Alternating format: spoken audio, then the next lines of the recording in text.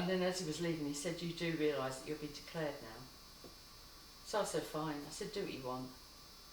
I said, "I'm sick and tired of your threats with people, I've seen so many people being threatened, and because they were afraid, they just did what they wanted. So, what they wanted them to do."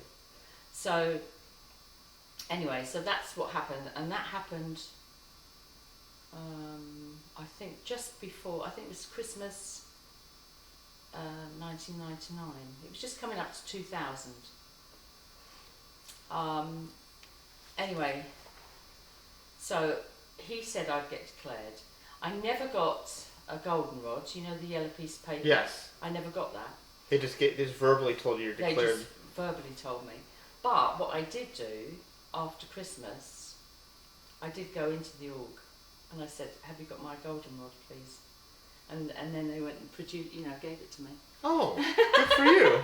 So, anyway, so what happened was, it's quite a long time ago now, but I think Mandy phoned.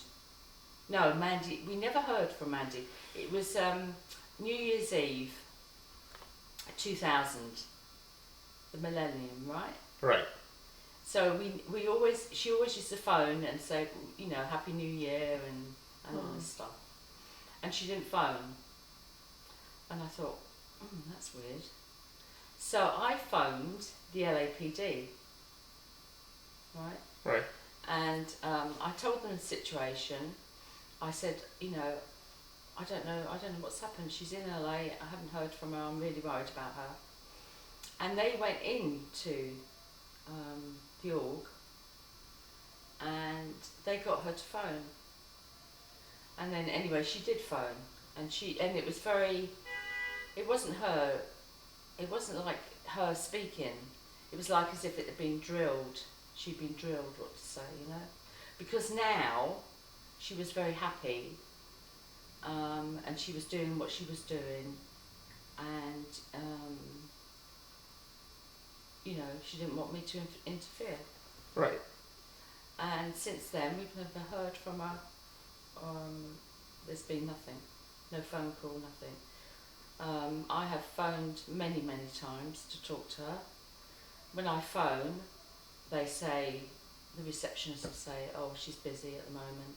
She's in session." And they leave me hanging on the phone for quite a long time. And then come, and I can't get anywhere, basically. I don't get anywhere with phone calls. I just, get a huge phone bill, and I feel totally stressed out over it, Anyway, so that's it really. So tell us, okay, you get off the plane yesterday, right? Right, and the thing is, You got to tell us about this, about. So anyway, I haven't seen my daughter. Right. I haven't heard from my daughter. I've tried to get on with my life, but as I'm older now, and I've been looking a lot on the internet and looking at YouTube, and I saw my daughter, and I was shocked. I saw her for a second, and I just sobbed. Absolutely, I sobbed for about half an hour. This is in Gary Scarf's video. Yeah. I just couldn't believe it. She was so thin and withdrawn, and her hair was long, and I was shocked. Anyway, so I'm here now in LA to see my daughter. So yesterday, when I arrived, which was a 15-hour journey, and I was totally out of it, and I was being driven round where she worked, and I looked and I thought, oh my God, what is my daughter doing here, I'm not, no disrespect to LA, but anyway. Not as beautiful as St. Hill or though. But St. Hill was a beautiful environment. Right. St. Hill is not a beautiful place inside. Mm. But anyway, and I walked into the first door, which is where Lisa normally sits, isn't she, the receptionist? Yes. And there was a guy sitting there. And I said to him, I said, oh, I'd like to see Mandy Kemba. And he said, oh, are you a family member? So I said, yeah. Susan, my name is. So he said, you're her mum, aren't you? So I said, yeah. Because he recognised the accent, you see. And he said, So he made a phone call, and then he said, oh, she's not here. But what you should do is go into the door next to here, because he's got more access to different departments. So I said, okay then. So I went next door and I said the same. Can I see Mandy Kemba, please? And he said, are you her mum? So I said, yeah. He said, oh. He said, I haven't seen her. He said, she hasn't been around today or yesterday.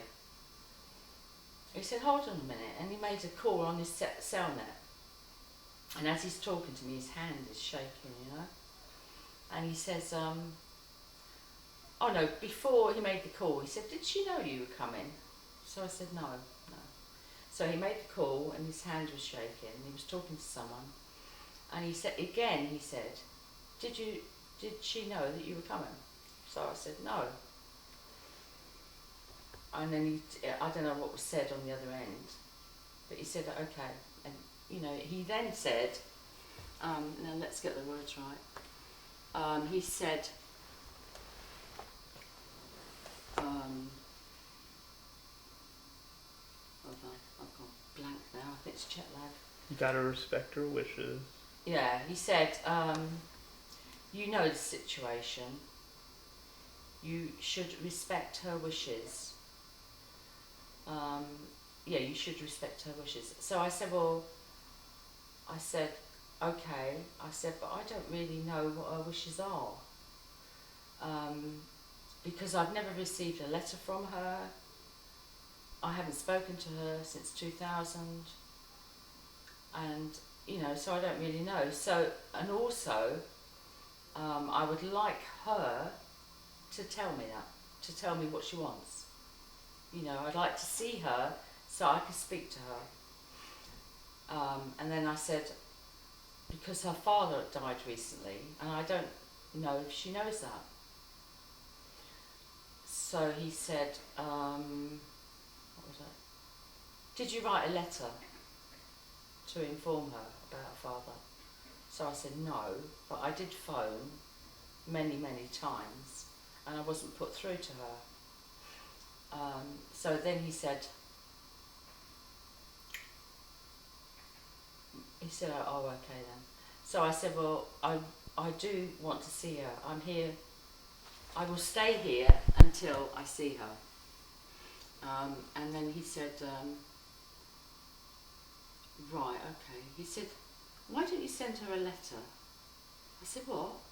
He said, why don't you send her a letter? I said, no. I said, I've travelled 6,000 miles to see my daughter and I would like to see her. So he said, okay. He said, just put it in writing. So I said, no. I said, look, don't. I said, I will be back because I want to see her. And he said, okay. He said, have a nice day. And that was it. I walked out. So when I walked out, I walked down the street and turned around and saw the security guard was following me. And so anyway, I kept walking and he followed me. I turned round and looked him in the face and he looked away from me. And then we sort of crossed. And then I turned back again. And I just kept walking around until I lost him. And that's it really.